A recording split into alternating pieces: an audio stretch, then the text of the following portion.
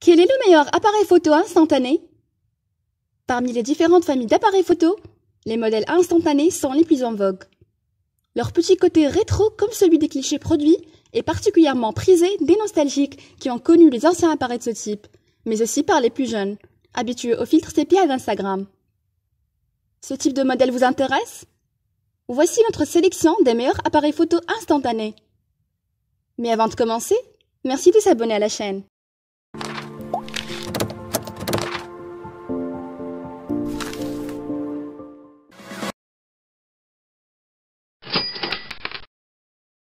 À la fin de l'été 2018, la société a présenté la Zoom Mini, une imprimante de poche à emmener partout.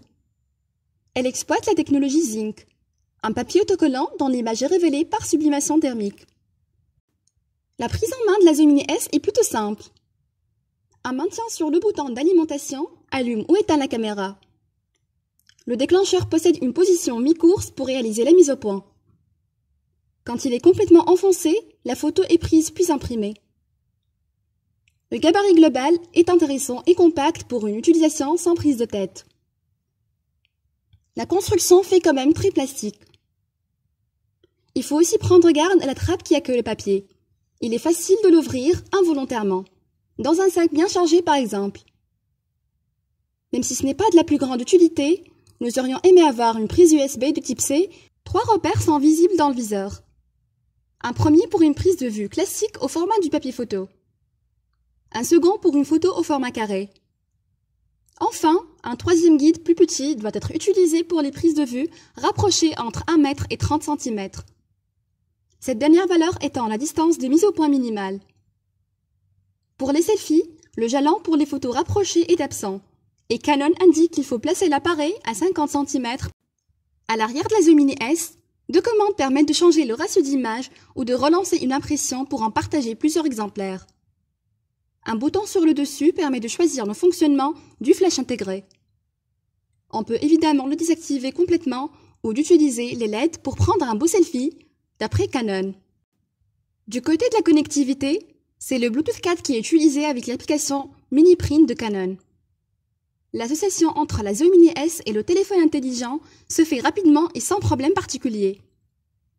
À partir de l'application, il est impossible de contrôler l'appareil photo à distance, mais aussi de personnaliser légèrement la caméra, avec une personnalisation des sons grâce à un enregistrement de 4 secondes. L'application permet aussi d'imprimer directement depuis le téléphone, mais aussi d'utiliser l'appareil photo du téléphone pour ensuite lancer l'impression sur la Zoom Mini S. Il est impossible de réaliser des petits montages ou d'ajouter un certain nombre de retouches et de filtres à la manière d'un Instagram ou d'un Snapchat. L'association aux comptes Facebook, Instagram, Dropbox et Google Photos est prévue pour aller chercher directement des images sur ces services. Pour plus d'informations sur la Canon Zoom Mini S, les liens sont disponibles dans la description. Avec son Instax SQ20, Fujifilm continue d'emmener la photo instantanée vers un modèle hybride analogique numérique. Possibilité de choisir le cliché imprimé, traitement d'image et filtre avant impression, vidéo, etc. Le nouveau Instax SQ20 reprend les grandes lignes du SQ10, ce qui en fait un produit plutôt joli existant en couleur ocre et noir. Un zoom est maintenant présent, jusqu'à x4, mais attention, il est uniquement numérique, donc dégrade les photos, d'autant que le capteur embarqué n'est pas très défini. Avec des dimensions de 119 x 50 x 127 mm pour 440 grammes, le SQ20 affiche des formes généreuses, ce qui apporte également une prise en main agréable et assurée. Les 2 déclencheurs en façade raviront les gauchers et les droitiers. Nous avons apprécié le léger relief qui permet de les retrouver facilement sans avoir à regarder où l'on pose ses doigts. Au dos, à gauche et droite de l'écran de 3 pouces, nous avons des bords en relief qui permettent une meilleure prise en main de l'appareil. Grâce à lui, adieu les problèmes de parallaxe des anciens Instax. Il n'y a plus de différence entre l'image visée et l'image imprimée. Les 7 boutons autour servent à accéder rapidement au mode de prise de vue et aux retouches, sans passer par le menu général.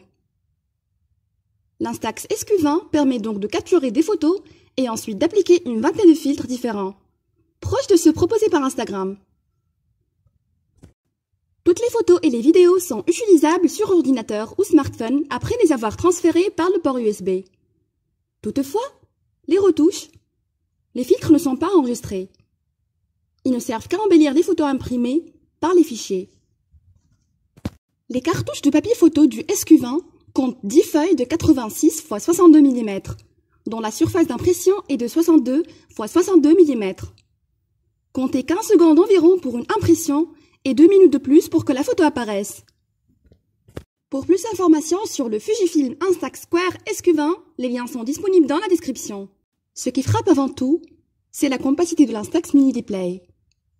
Avec des dimensions réduites, largeur de 82 mm, longueur de 123 mm, épaisseur de 37 mm et un poids légèrement supérieur à 250 g. Le display est le plus petit Instax Mini produit par Fujifilm. Même engoncé dans une sacoche de transport, l'appareil conservera des dimensions plus que modestes et se laissera emmener facilement partout. Un véritable atout. L'appareil se tient par défaut en station verticale, même si le placement des éléments pourrait laisser penser autrement. Sur la face avant se trouve bien évidemment l'objectif, accompagné de la cellule pour définir l'exposition, le déclencheur, mais également le bouton qui permettra d'enregistrer une séquence audio. On y revient plus bas. En observant le dos de l'appareil, le caractère hybride saute tout de suite aux yeux, avec l'écran LCD de 2,7 pouces qui occupe une bonne partie de l'espace. Sous l'appareil se trouve la prise micro USB pour le chargement. Sur le côté droit du boîtier, qui correspond au-dessous si l'appareil repose à l'horizontale, rien n'est signalé en dehors du point de fixation de la dragonne.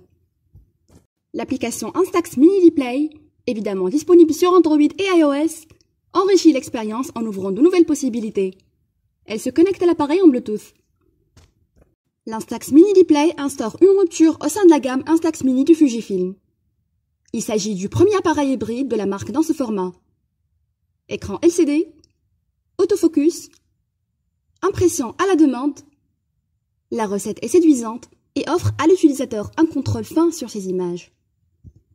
Dans son effort pour faire du neuf, Fujifilm introduit quelques fonctions presque superflues et oublie d'en reprendre d'autres éprouvées ailleurs. Mais l'essentiel est là. L'Instax Mini Display satisfera tous ceux qui ne veulent pas gâcher de papier et ne souhaitent sortir que des images réussies. Pour plus d'informations sur le Fujifilm Instax Mini Display Blush, les liens sont disponibles dans la description.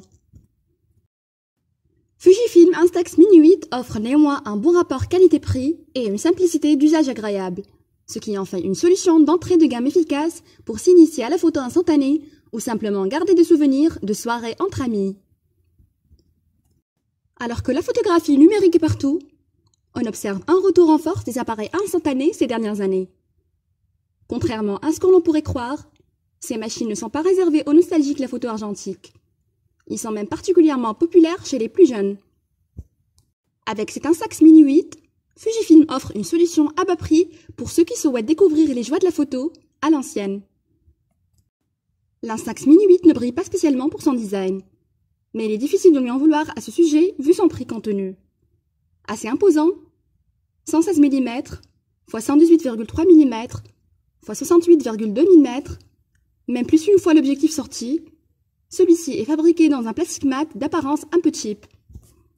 À l'utilisation, l'Instax Mini 8 se révèle plutôt efficace.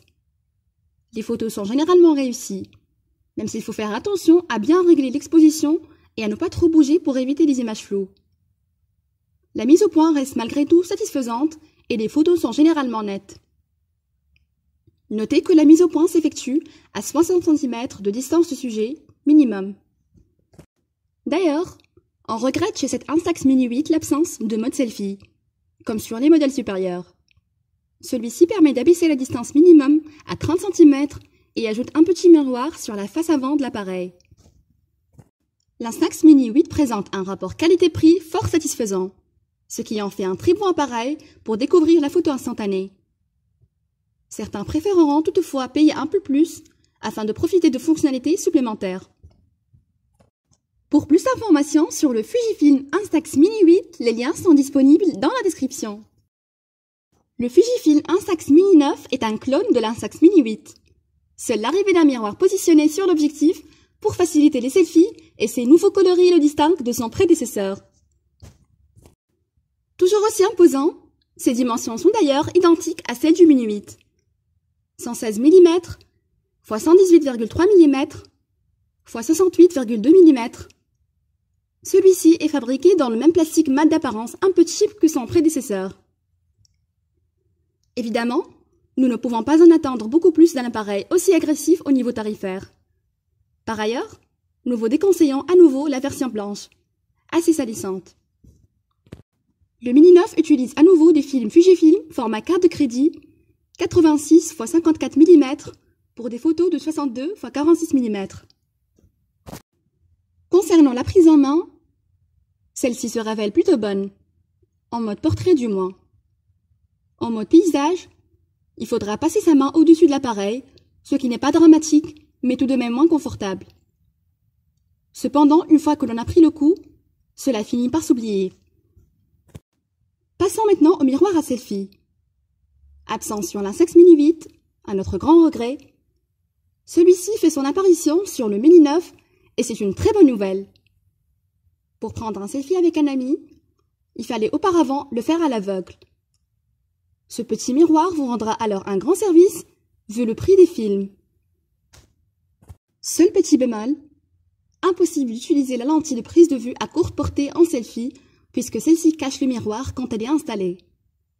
Il vous faudra donc tendre le bras au maximum pour essayer de vous approcher des 60 cm de distance minimum. Autrement, la photo risque d'être floue. Aucun souci lors de notre test. Mais les personnes les plus petites pourraient avoir des problèmes avec cela. Notez au passage qu'il faut installer la lentille lorsque l'appareil est éteint. Autrement, vous enfoncerez l'objectif et l'éteindrez de toute façon.